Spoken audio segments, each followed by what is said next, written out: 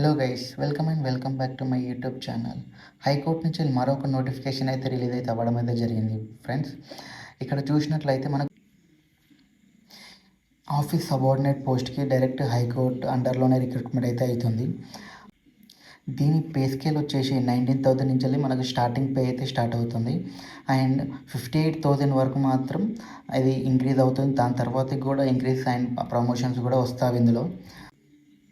ఆన్లైన్లో application starting date వచ్చేసి 7th February 2026 and closing date వచ్చేసరికి 28th February 2020. ఎవరైతే కాంట్రాక్ట్ బేస్డ్ వాళ్ళు ఉన్నారో, ఆల్రెడీ హైకోర్టులో వర్క్ చేస్తున్నారో వాళ్ళకు ఈ అప్లికేషన్ అనేది 2nd March 2026 నుంచి వెళ్ళి స్టార్ట్ అవ్వడం అయితే జరుగుతుంది. అప్పుడైతే మీరు అప్లై చేసుకోవచ్చు. అండ్ క్లోజింగ్ డేట్ వచ్చేసరికి 15th March క్లోజ్ అవుతుంది. డేట్ అయితే 15th March 2026. ఓకేనా. ఇది OMR షీట్ ఎగ్జామ్ బేస్డ్ అయితే ఉంటుందన్నమాట. మేలో ఎగ్జామ్ అయితే ఉంటుంది.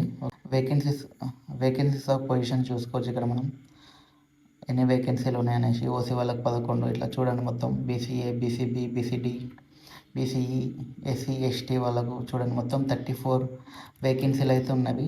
అంటే 34 వేకెన్సీస్ అయితే ఉన్నవి, పోస్ట్స్ కూడా. ఇక కిందికి వచ్చినట్లయితే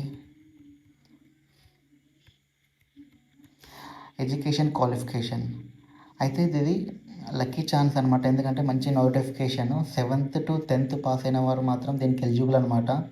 ఎవరైతే 7th నుంచి వెళ్ళి 7th, 8th, 9th, 10th pass అవుతారో వాళ్ళకైతే ఈ జాబ్ అయితే పర్ఫెక్ట్ అనేసి అని చెప్తాను నేనైతే. ఎందుకంటే మంచి ఆపర్చునిటీ అనేసి చెప్పొచ్చు, పెద్ద ఆపర్చునిటీ. ఇంకొకటి ఏంటంటే ఇక్కడ చూసినట్లయితే ఎవరైతే 10th కన్నా ఎక్కువ చదువు ఉంటారో వాళ్ళైతే నాట్ ఎలిజిబుల్ అనేసి ఇక్కడ డైరెక్ట్ చేసినారు. ఎందుకంటే ఎవరైతే 10th అంటే ఇంటర్ కానీ డిగ్రీ కానీ ఏం చేసినా కానీ not eligible for this post, అంటే ఈ పోస్ట్కి అయితే ఎలిజిబుల్ కారు. ఓకేనా. దీని ఏజ్ లిమిట్ వచ్చేసరికి 18 years నుంచి 46 years వరకు అప్లై చేసుకోవచ్చు. ఓకేనా. ఇక్కడ ఎగ్జామ్ ప్యాటర్న్ వచ్చేసరికి మల్టిపుల్ చాయిస్ క్వశ్చన్స్ అయితే ఉంటాయి. 45 మార్క్స్ వీటికి. అండ్ ఓవరాల్ ఇంటర్వ్యూ కూడా ఉంటుంది. Viva voce with 5 marks. Viva వాయిస్కి 5 మార్క్స్ అనేది ఉంటుంది. అండ్ OMR షీట్లో 45 క్వశ్చన్స్ ఉంటాయి. 45 questions general knowledge. And each question will be carried 1 mark. అంటే ఒక క్వశ్చన్కి 1 మార్క్ అనేసి. అండ్ డ్యూరేషన్ వచ్చేసి 60 minutes. అంటే 1 hourలో 45 క్వశ్చన్స్ మనమైతే అటెంప్ట్ చేయాలి.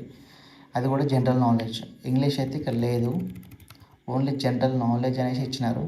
ఓకేనా. ఇక్కడ మినిమం క్వాలిఫికేషన్ ఇంకొకటి చూసినట్లయితే ఇక్కడ ఈ ఎగ్జామ్ ప్యాటర్న్ అనేది ఇంగ్లీష్ అండ్ తెలుగులో ఉంటుందనేసి ఇచ్చినారు. ఇక్కడ చూసినట్లయితే మినిమం క్వాలిఫైయింగ్ మార్క్స్ వచ్చేసరికి ఓసీ వాళ్ళకు అండ్ EWS వాళ్ళకు 45% రావాలి. అండ్ క్యాండిడేట్స్ BC వాళ్ళకైతే 40% అండ్ SC ST వాళ్ళకైతే 30%. ఓకేనా. ఇక్కడ చూసుకోండి. నెగిటివ్ మార్కింగ్ అయితే లేదు, ఇది ఒక అడ్వాంటేజ్ అనేసి చెప్పాలి. నెగిటివ్ మార్క్ అయితే అస్సలు లేదు.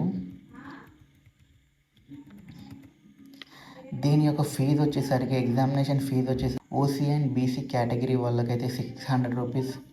And SC ST EWS and personally disabled వాళ్ళకైతే 400 రూపీస్ అయితే ఛార్జ్ చేస్తారు. This notification guys, please do subscribe and share and like. ఈ ఇన్ఫర్మేషన్ అయితే వర్తి అనిపిస్తే kindly do share and comment. Kindly share ఈ రిక్రూట్మెంట్ ఇన్ఫర్మేషన్ కాబట్టి షేర్ చేయండి. ఎందుకంటే వేరే వాళ్ళకు కూడా యూజ్ అవుతుంది. ఎవరైతే 7th, 8th, 9th, 10th pass అయిన వాళ్ళకైతే ఇది గోల్డెన్ ఆపర్చునిటీ అనేసి చెప్పాలి. ఎందుకంటే మిస్ చేసుకోకండి. మిస్ చేసుకుంటే మనకు గవర్నమెంట్ జాబ్ అయితే మిస్ అవుతుంది. ఎందుకంటే 19,000 నుంచి వెళ్ళి 50,000 వరకు కూడా మనకు శాలరీ అయితే ఇవ్వడం అయితే జరిగింది ఇక్కడ. ఓకేనా. Kindly do application and best of luck. Thank you for watching. Thank you.